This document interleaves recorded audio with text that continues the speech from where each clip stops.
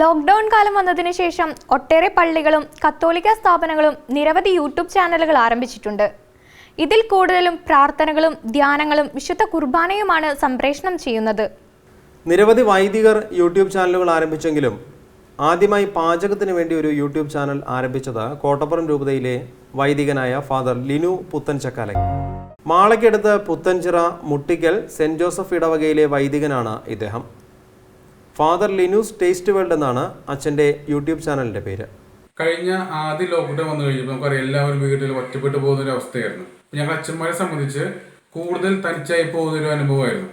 ആ ഒരു സാഹചര്യത്തിൽ എന്നെ സംബന്ധിച്ച് എനിക്ക് ഏറ്റവും കൂടുതൽ സന്തോഷം നൽകിയത് പ്രാർത്ഥനയും പാചകവുമായിരുന്നു.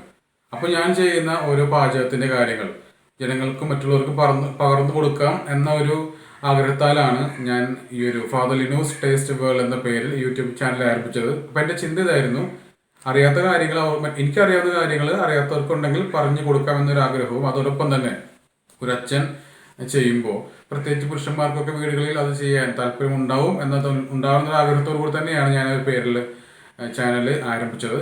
പാചക ജോലിക്ക് പോകുമായിരുന്ന പിതാവ് നെൽസനോടൊപ്പം കുട്ടിക്കാലത്ത് സഹായത്തിനായി പോയിരുന്നതാണ് അച്ഛന് പാചകം പഠിക്കാൻ സഹായകമായത്. പിന്നീട് വൈദികനായപ്പോഴും ഈ പാചകശീലം കൈവിട്ടില്ല. നേരത്തെ വിശേഷ ദിവസങ്ങളിലും മറ്റും പള്ളിയിൽ കൊച്ചച്ഛൻ്റെ തട്ടുകട എന്ന പേരിൽ സ്റ്റാൾ ഒരുക്കി അതിൽ നിന്ന് ലഭിക്കുന്ന വരുമാനം കൊണ്ട് നിർധനരെ സഹായിക്കുമായിരുന്നു. ലോക്ക്ഡൗൺ കാലമായപ്പോൾ സമയം ലഭിച്ചതോടെ കൊച്ചച്ഛൻ്റെ തട്ടുകട യൂട്യൂബിലേക്ക് മാറ്റുകയായിരുന്നു.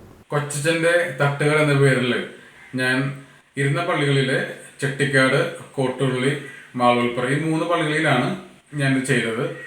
അതിനെന്നെ കൂടുതൽ പ്രചോദിപ്പിച്ചത് അന്നിരുന്ന അച്ഛന്മാരുടെ വികാരിച്ചവരായിരുന്ന ചെട്ടിക്കാട് ഇരിക്കുമ്പോൾ ജോയിച്ചനും, കോട്ടുള്ളിയിലെ ജോയിച്ചനും, പ്രത്യേകിച്ച് മാളുൽപ്പുറത്ത് ആന്റണി ചില്ലിച്ചനുമാണ് എന്നെ കൂടുതൽ പ്രോത്സാഹിപ്പിച്ചത്. അപ്പോൾ കൊച്ചച്ഛൻ്റെ തട്ടുകട എന്ന ഒരു ലേബല് ജനങ്ങൾ ഏറ്റെടുത്തത് ഇവിടെ മാളുൽപ്പുറം പള്ളിയിൽ ഇരിക്കുമ്പോഴായിരുന്നു.